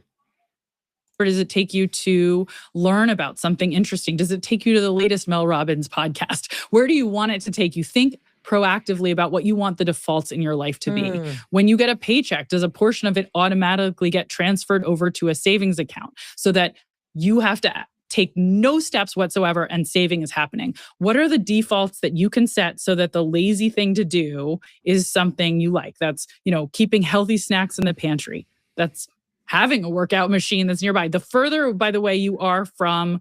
This is another sort of link to what I was talking about earlier, which is like, if this, then what, right? If you want to have things run on autopilot, you don't have to make any decisions. There's no decision fatigue. You don't have to keep recommitting and making the decision over and over and over again, even on days where you don't feel like, or you feel lazy or this or that. You just know that if this, then what? If I do this, then I do this. If I do this, then I do this. And there's certain things that you do every single day, no matter how you feel. You brush your teeth, you put on clothes, you shower, you eat. Okay, so if this, then what is also another sort of way to get past this barrier, which is laziness. A resource, whether it's a gym where you want to go exercise or a health clinic where you want to get health services, the less likely it is you're going to show up and do that thing because there's friction. Now you have distance holding you up. So think about, how do you create minimal friction between you and the good things you want to do and maximize the friction, make it far away to do all the things that are bad. That's one way of taking advantage of laziness. The second part of laziness, though, is habit. Okay. So habits are these automatic behaviors that we fall back on because habits, automatic behaviors we fall back on, right? Like, if you want to look at a person's future, if you want to look at a person's life, if you want to see where they're going to be in 4 years, 5 years, 6 years, 7 years, all you have to do is look at what they do daily. You have to look at what they do daily, look at their calendar, look where they spend their time, not what they say they're going to do or what they think about what they're going to do, but literally what they do on a day-to-day basis is what is going to determine someone's future. And that's your habits. Some run on autopilot, some we have to change or delete or, anchor to, and all the stuff we've been talking about, the last hour and a half. That's really what behavior change is about. It boils down to the things that you do most often, which are your habits. Because we've built a habit loop. And if, people may be familiar with The Power of Habit by Charles Duhigg or Atomic Habits by James L. Sweer. Hello from Indiana. Where are you from? I'm in Dallas, man. What's up? How's it going? Clear. These are great books that I think have done a nice job popularizing this idea of a habit loop. My favorite book on habit change, better than both of those books, is BJ Fogg's Tiny Habits. So check that out if that's interesting to you. Generally, habits form because there's some consistent context we find ourselves in, like the kitchen in the morning or our bathroom at night. And we're used to going on autopilot and taking an action like brushing my teeth in the bathroom at night or making a pot of coffee in the kitchen in the morning. And it gives a consistent reward. The coffee wakes me up and that feels good, or the toothpaste makes me feel a little tingly and minty, and that feels good. So you need to have a consistent context, which is your cue. You engage in the behavior, you get a reward, and you repeat. And you repeat that cycle often enough, it turns into a habit. And in fact, we did some research with machine learning where we looked like, how long does it take for things to be habitual? And we found it's different for every person. It depends on how complex the activity is, but it's like order of magnitude weeks for something simple like washing your hands if you're a hospital caregiver, order of magnitude months for something more complicated like exercising at a gym. So be patient with yourself if you're trying to build a good habit. But we want to put things on autopilot as much as possible by intentionally following that habit loop so that we actually stop thinking about it and just start doing it, right? That's the magic of making the coffee in the morning and brushing your teeth, because it's so automatic and you've done it so many times. You're not thinking about it. You're literally doing it mindlessly. And that's actually very good if you're trying to build a good habit, to have it happen mindlessly. Now, we can talk about, but don't you want to be mindful? And if you have to make the decision every time to do something, you are going to get decision fatigue. and there's going to be a point where you just stop doing it. But when you get somewhere and it just runs on autopilot because you've made this commitment, you've done it for weeks and months, and you've gone through the trenches of it, and now it's just part of your being, it's part of your identity. That's really where you want to be with habits. And it starts with making those habits too small to fail, anchoring it, celebrating it, putting it on autopilot, attaching it to another anchor or another habit. If this, then what? All this stuff matters, and it's real tools that you can implement into your life. You just got to find the one that exactly works for you in the situation you're trying to curate. Enjoy all the good things you're doing, but sometimes you just want the good things to happen so your mind can wander to other topics. You don't really need to be present necessarily for all of the nitty-gritty stuff in life that you want to have happen to be successful. So, first of all, recognize the habit loop and try to be intentional about, can you find a context that's going to trigger you, and then where you're going to do this behavior, you're going to repeat it and find a way to make it rewarding. And the more you repeat, the more likely it is that this is going to start to feel automatic and no longer effortful. And in fact, there's this really neat research Angela Duckworth did with Brian Gala, two academics. A lot of us think that self-control is what makes people repeatedly engage in good behaviors. And actually what they found is a lot of the people we thought were self-controlled, they just built habits. And that's what they were following. You thought that person was so self-controlled because they eat so well. Nope, they just have a habit. They actually aren't making a conscious decision to eat that healthy lunch, or to exercise in the afternoon, or to meditate, or to, come to a meeting prepared with a plan. That's their habit. And so habits are a big part of what makes successful people look self-controlled. It's that they've deliberately or accidentally, but mostly deliberately, figured out a way to make this routine automatic. Let's talk about the other internal barrier to changing, which is a lack of confidence, this sort of internal mindset that it's not going to work for you, or feeling discouraged. Yeah. This is a really important barrier. And by the way, I want to emphasize that it can be particularly challenging for people who are trying to do something where society has been telling them this isn't for you. And there's, whatever group you belong to, there's probably something that society has said, people like you shouldn't do this thing. And that can make confidence a particularly large barrier. But even if the whole world has been shouting, you can do it, there's probably still something where you're lacking the confidence that you really can.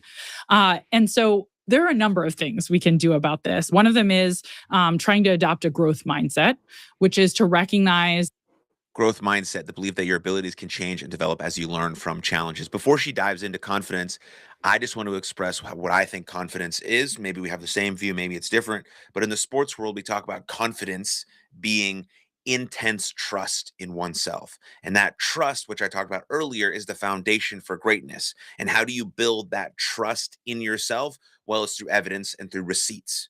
Right. So the place to start is keeping the little promises you make to yourself. And that goes all the way back to habits and behavior change and all these types of things. If you want to build this intense trust in oneself, which is really your confidence, that's what confidence literally means. And it's about keeping the little promises you make to yourself. I've never met a high performer in my whole life, whether I've had them on my podcast or work with them or talk to them or played with them in baseball. They always do what they say they're going to do.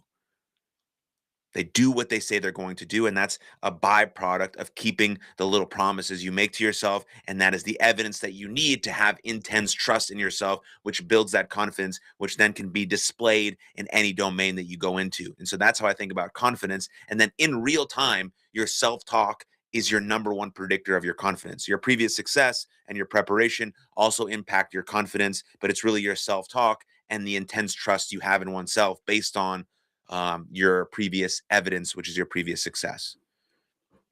So let's see what she says. Just talk about growth mindset. Now we're going to get into something else, I imagine. When you have a setback, that doesn't mean you have a fixed ability. It's actually something you can learn and grow from, and you can get better and stronger. So that when you look at yourself and you look at where you are and you look at the things that you are trying to achieve, you recognize you're a work in progress. And if some setback arises and it doesn't go well for you, right? You have some misstep.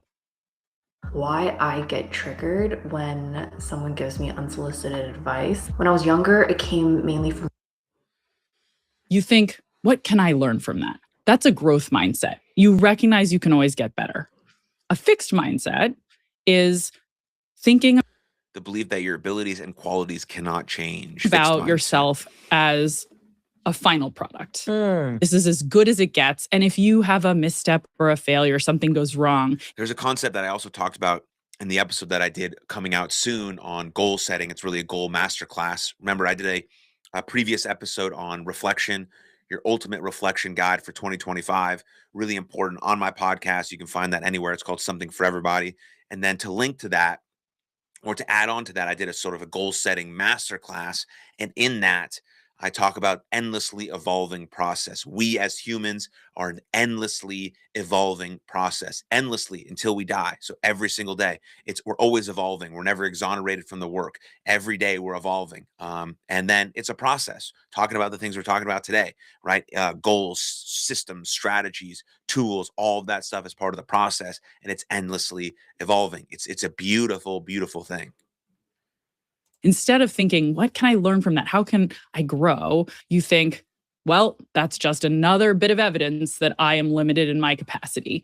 Can you look at those as learning opportunities? What was it that went wrong? And how can we learn and grow from that so that this time it'll go better? So growth mindset can be really powerful. There's also some really fascinating research on how placebo effects can be used in this way. So most listeners may be familiar with the idea of a placebo effect for giving people.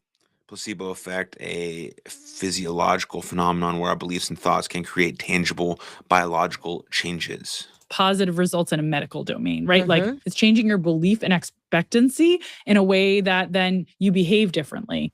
So we can think about, what does that mean for those of us who lack confidence in a domain? We don't believe we can do it. Well, what that says is we basically need a placebo to build up our mindset that we can. So like, what's the equivalent? What would be a placebo effect in the context of confidence? Sometimes that is finding a coach or a support structure who's telling you you've got this, because you need that placebo effect just to believe something different is going to be the outcome. There's research on this in a context that I particularly love. And I think this was actually something you covered on the show recently. I think I listened to an episode where you had Dr. Ellen Langer from Harvard on, and she talked about this study that I absolutely love, where she and Allie Crum, a Stanford professor, We brought. just interviewed Allie too, Oh, Professor Crum. Allie's She's a amazing. genius. They're both two wonderful people and brilliant. They have this amazing paper showing that when they told room attendants who were cleaning rooms in hotels that their work was exercise, as opposed to, this is just your job, do your job. They told them, hey, yeah, during doing your job, you are getting the CDC recommended amount of exercise. The women who had been told that actually lost additional weight, their blood pressure improved. They saw all of these physiological improvements just because they believed their work was something different, that it was helping them achieve a goal. And so what that sort of mind-body research and placebo effect work tells us is that if confidence is your barrier, you need to find a way to change what you believe is possible about yourself, because that constraint is holding you back. And so it may be that you need to look for a different group of friends who's going to support you and give you that confidence. There's also some really interesting research that was done by a PhD student at the University of Pennsylvania named Lauren Eskridge-Winkler. She's now a professor at Northwestern University. And she was really interested in whether or not people who are struggling, who are not top performers, could be helped to build their confidence and motivation and achieve more through any kind of tool. And so she started interviewing low performers and just searching for answers, asking, what do you think? As you're a struggling salesperson, you're not making your numbers. Like, what do you think might help you level up your game? You're a struggling student, you're getting C's. What do you think might help level you up? She's thinking she's going to come up with some nugget. But in the process of collecting that data, one really interesting thing emerged, which was that everybody she talked to actually had really great insights and lit up with delight at being asked. They basically all said, no one ever asks what I think could improve outcomes. They're constantly giving me advice because I'm not doing very well, but no one's ever asked my opinion. And this feels great. And when can we talk next? Because I love this. And she started to wonder if actually there might be sort of a cure for low confidence in giving people a chance to coach and mentor others. Most of the time, somebody's having a tough time, we give them advice. That's literally a way to build intense trust in oneself. If I can coach and teach others, that's evidence that I can do the same for myself. And that's the foundation for confidence. And that's a really, really cool thing. People also like to be asked questions about themselves. They don't like to just be like spewed with advice all the time. Here's what you should do. Here's what you should do. Here's what you should do. Like, what do you think? Like, what's happening with you? What can we do? What can you do? What's going on with you? Questions that they can, internally answer. And obviously, according to um, professor here, like there is some actual robust research behind that makes sense. Whether they want it or not. But what if we give them a chance to coach and advise someone who's even A large scale field experiment shows giving advice improves academic outcomes for the advisor. a little bit behind them? In the process of doing that, a few magical things seem to happen, and she has research now to prove it. One is we build confidence. We feel like maybe I have something to offer. Somebody thought to ask me for advice. The second thing is now I'm accountable. I better come up with a good insight because there's someone counting on me, someone depending on me. And so people introspect deeply about what might work for someone to achieve more, and they come up with good insights. And then finally, they give that advice. And there's something called the saying is believing effect. They're going to believe it more, and they're going to feel hypocritical if they don't enact the advice themselves. The saying is believing effect, a psychological phenomenon where people's opinions of a topic become biased towards their own message. So what Lauren has shown is that when we actually coach others, when we step into mentoring roles, it boosts our competence and our confidence. And so one thing that a lot of us can do if we're trying to achieve a goal is find someone else who's also on this journey, but who might want and benefit from some coaching, who's a little further behind us. Or if we're a leader, if there's someone in our life who's struggling, can we find someone who's even a little further behind them and give them an opportunity to coach? This is a great parenting trick. My collaborator, Angela Duckworth, who was a part of the research on this, used it a lot with her girls when she was raising them. Like, hey, Tell us, how do we do this as parents? Because the way that I was thinking as you were talking is, I think this is fascinating and I want to dig into this research. So could you come up with a fictitious person? So hear me out here. Yeah. Let's say your boyfriend is struggling to get motivated to the gym. Yeah. Or they're struggling to reach their quota. And you turn to them and you say, I've got a friend of mine who's, got a brother who has been really struggling with motivation around exercise. And, used to be a college athlete.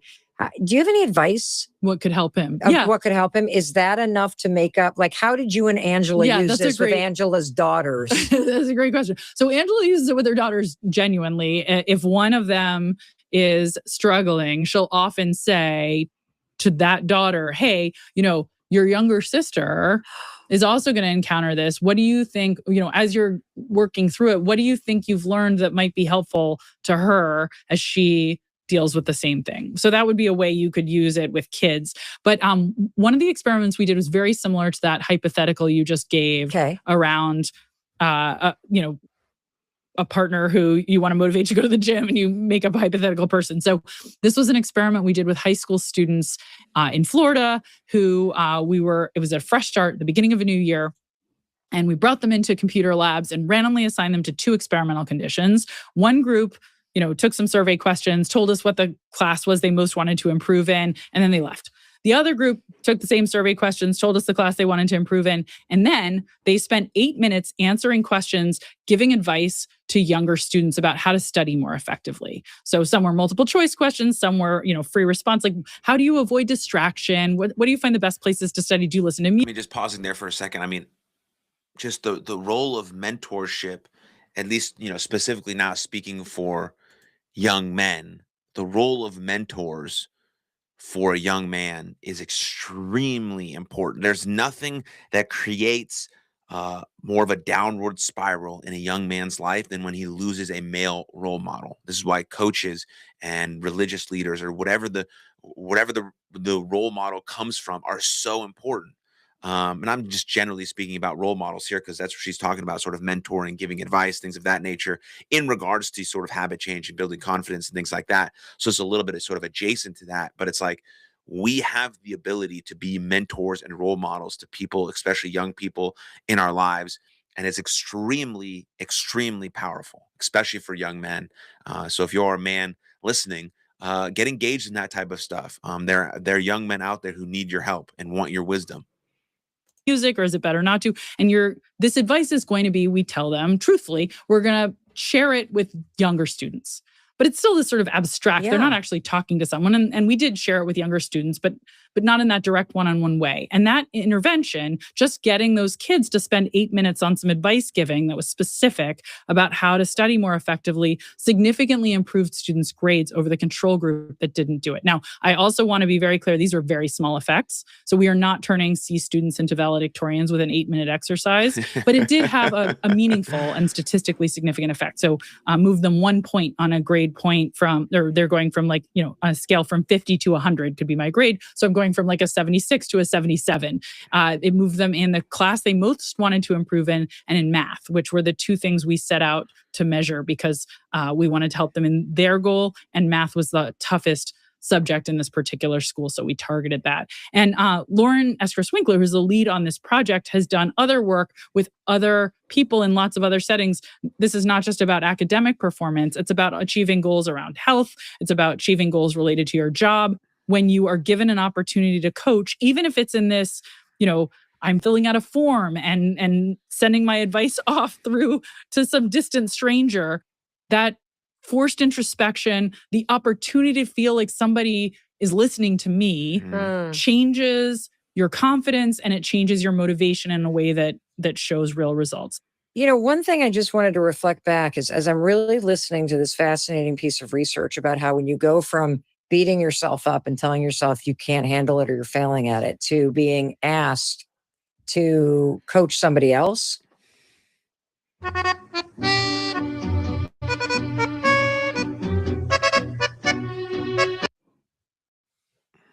One of the things that I keep thinking about is it is an example of a tool that you could use to get yourself out of a fixed mindset where you believe you can't change and you're stuck where you are.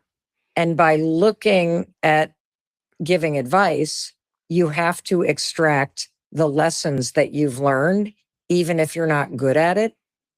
And I bet you could come up with 6 pieces of advice of what to do or not do. And right there is evidence that you have the ability to change. I love that. That's a really nice way of coming up with a simple prescription that everyone could use right now that could help them improve. It's really a great idea. The last internal barrier to change is conformity. Let's talk about this. Conformity. This actually bridges the internal and the external. So this one I like snuck into my list of 7 with a little bit of trepidation because it's just so darn important. But it does bleed a little bit outside of the internal. But it shapes our internal dialogue, who we surround ourselves with, what we see them accomplishing, what they're modeling for us. One of my favorite studies that shows how important this is a study that was done by an economist named Scott Carell at UT Austin. He got data on students at the Air Force Academy and the squadrons they were assigned to as freshmen. And this is essentially just a random group of people you're going to have to spend all your time with. And he found that if you end up with folks who you're living with in your freshman year who were more studious, it improves your grades. You get some random assignment to a roommate who, had higher verbal SAT scores. You're going to be a better student. You're going to get higher grades than if it's the opposite, if you got randomly assigned to someone who wasn't as studious. So really interesting example of how just exposure to whoever's in your social group randomly changes your outcomes. What that means. I mean, we know this, right? It used to be like the saying used to be, show me the 5 people you spend the most time with and I'll show you your future. It might be now, show me the 5 podcasts you listen to and I'll show you your future. So hopefully that's, potentially Mel Robbins' podcast, Something for Everybody podcast. We're both in the education category. She's ranked number 1. I'm ranked like number 40. So I'm also watching this as a way to learn in real time from Dr. Katie, but also learn how, a number 1 podcast is sort of structured.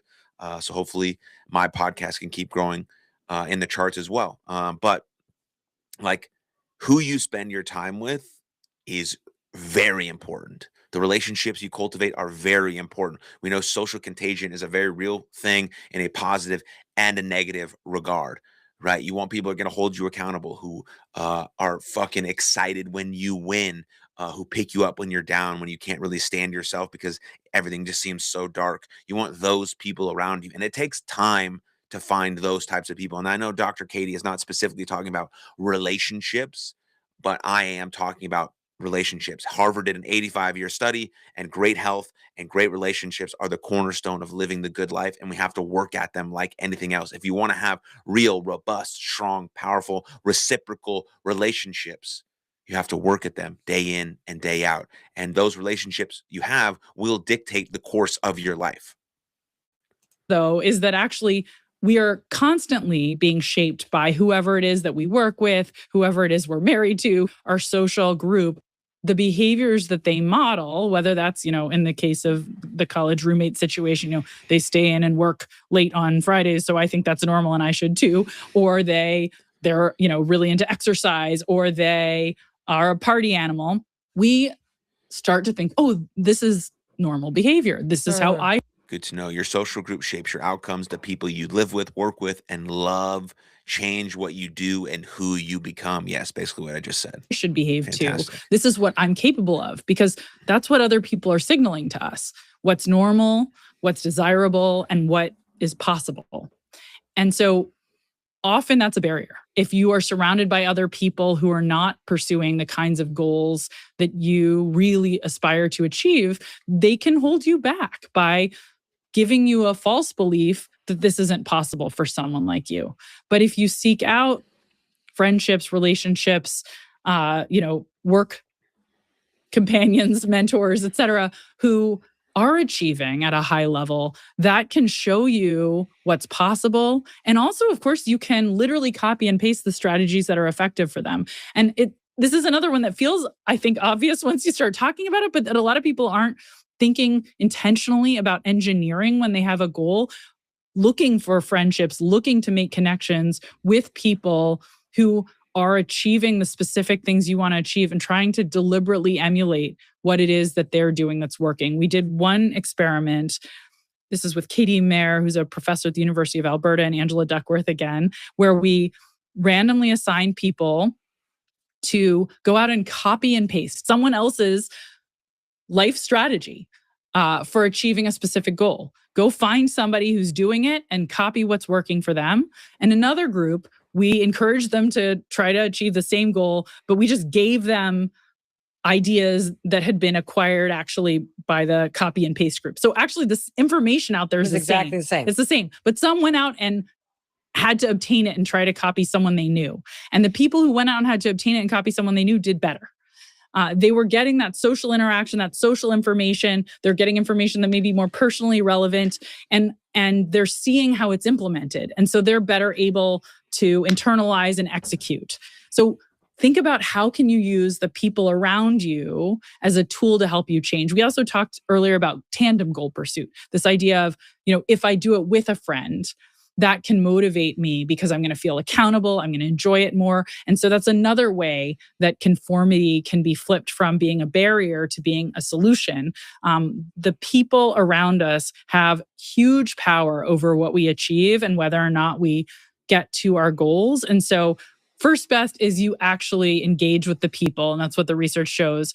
But if you can't find them, then trying to learn about them in other ways, whether it's listening to their podcast or reading their memoir, you can seek that information about how people you aspire to be like are achieving and find out what's possible. There are other information sources. Yeah. But first best is having those relationships that allow you to see exactly how are they implementing and ask the questions. And that's what our research has shown. For the person who's listening, who's like, all right, I'm ready. You have it listened, you type it in, and then you go digging. I'm going to grab the fresh start, baby. I want to make a big change, and I really want to make it stick in the next 6 months. What is the smartest evidence-backed way to begin? Can you just walk us through it? Like what you want us to do if we've got the wind at our back? Yeah. First, set a goal and make it concrete. right? Not vaguely, oh, I want to get in shape or I want to improve my career outcomes. What do you really want? Clarity, clarity, clarity, clarity, clarity. Be really concrete about that goal. Like, I want to start exercising 3 times a week until I can bench press this number of weights, right? So make it measurable, concrete, and make the plan. Okay. When are you going to do it? Where are you going to do it? How are you going to get Decide when, where, and how you'll achieve it. Also, the goal is a habit you want to create, right? The goal is a target, and so I think incrementally you got to lower that down to the smallest possible scale, which is like making that habit or goal or target too small to fail. So that if the end result is I want to be working out 3 days a week, the starting goal is I'm going to do one push up 1 day a week. That's too small to fail. there? And in that planning, consider, is there a way to make it fun? Can you say when I'm going to do it, where I'm going to do it, how I'm going to get there? And P.S. it's going to be Zumba class with Mel, or it's going to be, I'm going to be temptation bundling my favorite TV show while I simultaneously fold the laundry. What is your strategy for making it fun? So set a goal, concrete goal, make a plan. When will you do it? Where will you do it? And how can you make it fun? Those would be the first set of things I do. But we've talked about other strategies you could layer on depending on which of the barriers you see in yourself. You might. Yeah, I mean, I find that to be good, solid advice, right? Obviously, Mel has said it's like evidence-based, for research like 600 times throughout this episode. So it's definitely obviously has some very concrete evidence behind it. But like the goal is largely out of your control. But what's in your control is your target and your direction. And so, what are the daily actions, daily steps? She said, make a plan, but you got to reduce it down to the smallest possible thing. If your New Year's resolution is just simply to work out 3 times a week, you can definitely, absolutely 100% achieve that by the end of the year, by 6 months. But what can you start doing now? You have to make it even smaller than that, because you're going to have all this momentum from the fresh start and you're going to crush it for the first couple weeks. And then by February, life is going to hit and it's going to be fucked. So then maybe on January 1st, using the fresh start method, you say, I'm going to make my habits too small to fail. I know this is my ultimate goal. By the end of the year, I want to be working out 3 to 4 days a week consistently. Okay, now I have a long-term vision for my future and for my life. Now I'm going to simplify it down, make it too small to fail. And then I know that I'm just going to incrementally build from there. So the first week is I'm going to do 1 push-up. The second week is 2 push-ups and 3 and 4 and 5. And then now you've built the habit on top of it. And then it's actually robust. You actually build the evidence. You actually build the confidence. And it's actually something you can do repeatable over time. And then you know what the actual goal is. Here's the plan. Here's the how. And here's the what of it. And then it's really robust and concrete. And now it's an actual habit that you are someone that works out. And now it's sort of attached to your identity. I think that's important to understand. You need to sprinkle in some extra reminders. Maybe you need some social support. If confidence is a barrier, you may need to find someone who you could mentor who's also trying to do this, or maybe you need to find yourself a mentor who's going to coach you on some strategies that might make it effective and make you believe in yourself. So feel free to layer on and sprinkle on top some of the additional tools, but beginning with the concrete, measurable, achievable stretch goal. Stretch yourself a little, not a lot. Make it measurable, make it concrete, daily bite size, make it fun. What's your plan?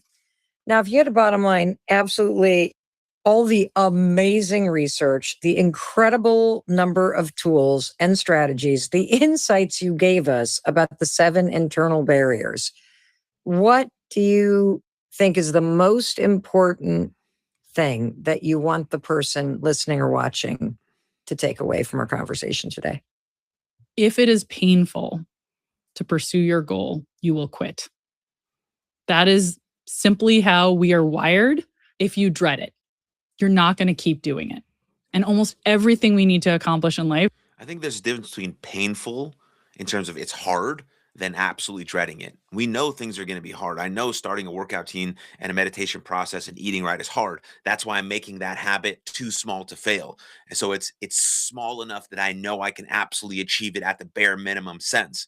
And so that still might be slightly uncomfortable. or painful. I think painful is different than like completely 100% dreading it. If you're completely 100% dreading it, then it's probably not something that's beneficial for you and your life. Yes, it's going to be hard. Yes, it's going to be painful. Yes, it's going to be uncomfortable. That's why you make it so fucking small that it's easy to accomplish. And then you stack and stack and stack and stack and stack and stack and stack. And then boom, 6 months down the line, you're working out 3 fucking days a week. Boom. Here we go. Requires persistence. So find a way to make it enjoyable. There's so many different recipes you can use to make it fun. You can make it fun by allowing yourself to enjoy a special treat while you're engaging in the behavior. You can make it fun by making it social. You do it with someone you really love. You can make it fun in selecting a different kind of activity, right? Instead of getting on the maximally punishing Stairmaster, now you're going to dance class. Find a way to make it fun to do the thing that will help you achieve your goal. That is the number one most important thing that all of us get wrong and that will lead to success. And in my career, I will say the way I make it fun to do my work every morning is I work with people I love. So one of the ways that you can make it fun is by making it social. Finding the people, finding the tribe that makes it enjoyable to pursue this goal together. There are lots of formulas, but do not allow yourself to find misery in your goal, or you will find that you can't succeed. Professor Milkman, what are your parting words? One thing we haven't talked about that I think is really important is just being kind to yourself when there's missteps, because change is really hard. There is no silver bullet. There is no guarantee. If you start temptation bundling, if you start coaching someone else, it doesn't mean with 100% certainty you will achieve your goal this week.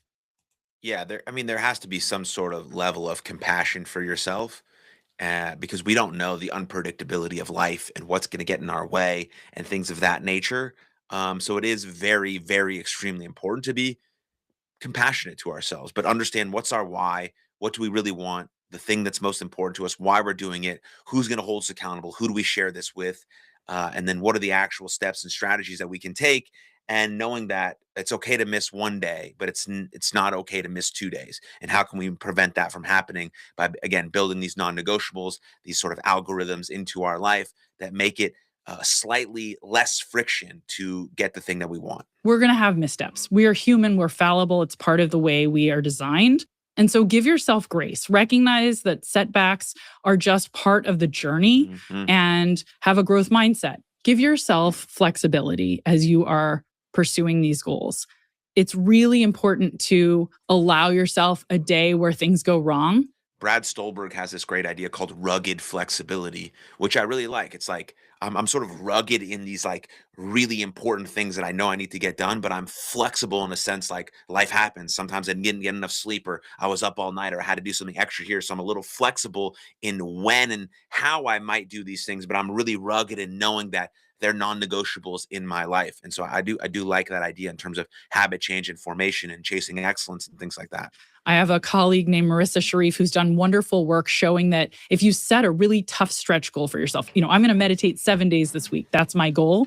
But then you give yourself 2 emergency reserves. It says, if I can't, I'm still going to count that I'm in. I get 2 days where I can cheat and it still counts.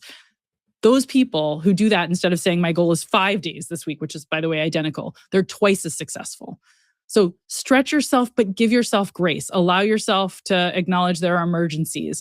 If you're practicing a habit, it's better actually to practice it in a way that has some variety. So you're flexible in case something comes up and you can't always get to the gym at 7 a.m. You're actually better off having, when you were trying to build that habit, sometimes go at a different time. So you're good at coming up with a backup plan. So Did you pay the Apple Card like I asked? Oh no, you forgot. Do it quick, the neighbor's watching. Oh. I would say it's really important to give yourself grace in all these ways, because change is hard. There's a lot of tools that can make it more likely you'll succeed, but none of them makes it 100% likely. You will always face setbacks, and just recognize that that's part of the journey. It doesn't mean there's anything wrong with you. In fact, it means there's something right with you. You are human, you are normal. And so give yourself that grace. Find ways to get back on the wagon after you've had a setback, to motivate yourself to begin again, whether it's a fresh start or finding someone who will jump back in with you. But give yourself that grace. That's the most important thing I want to leave with. Professor Milkman, thank you, thank you, thank you for the work that you do. Thank you for coming here to our Boston studios and taking time to teach us this. I feel so excited. I'm ready for a fresh start just based on sitting with you. So thank you. With that, I just want to say thank you. Thank you for making the time to listen to something that will help you change your life. Professor Milkman started by talking about the fact that you have some aspect of your life that you want to make better, that people in your life have things that they want to make better, that you have goals and dreams. And I'm excited that you spent time and invested time learning about the things that you can do that are based in research and science to help you achieve those goals, to feel better and do better. And there's no doubt in my mind that if you really take to heart everything that you learned today and you share this with people that you love, you will make those changes. And in case no one else tells you today, I wanted to be sure to tell you as your friend that I love you and I believe in you. And I believe in your ability to create a better life. And is it a beautiful thing to know that you have this operating system and there's research that you can use to help you tweak it a little bit and make small changes that make your life better? And I really hope you do. All righty. I'll see you in the very next episode. I'm going to welcome you in the moment you hit play. And thank you for watching all the way to the end. And Okay.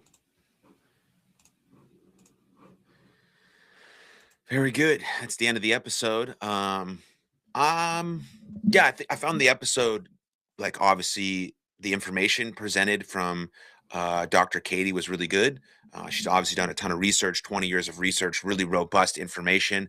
I'm not sure if I find Mel Robbins to be a very captivating host, kind of like I don't find Jay Shetty to be a very captivating host, but that could also be my jealousy and my bias speaking, because they have bigger shows and bigger platforms than me. And I obviously want to have the audience that both Mel Robbins and Jay Shetty have. So maybe I'm just speaking from jealousy in that regard. So maybe I am, maybe I'm owning my own bias there, but I have listened to a lot of podcast episodes. I've done almost 500 podcast episodes of my own, and I don't find them as hosts to be very captivating. I also find their episodes to kind of be very formulaic. Um, but the information presented, the graphics presented throughout the episode were really helpful. Dr. Katie was great. I'm glad I got to listen to that in real time and learn in real time, and also share what I've learned and my own insights and people that I've had on my podcast. So again, I think what's important to understand is being able to reflect on our experiences so we can use that as fuel for our growth. So if you want to have the ultimate sort of 2025 reflection guide, I did a full podcast episode about it. It's about 30 minutes. It will teach you everything you need to know based on some of the questions I learned from Sahil Bloom about how to reflect on your 2025 to use that as fuel for growth. That'll get you ready for the goal setting or target setting masterclass that'll come out soon on my podcast, which is called Something for Everybody, which you can find on every major podcast platform. And this is the last stream live of 2025. So God bless you. Hopefully have a great end to your 2025, and let's kick off 2026 with love and light and full of blessings and hope. And I can't wait to see what we do in 2026, all as a collective, and how we all become sort of the best versions of ourselves in greatest service to the world. So thank you. Cheers. Take good care of yourselves, and God bless.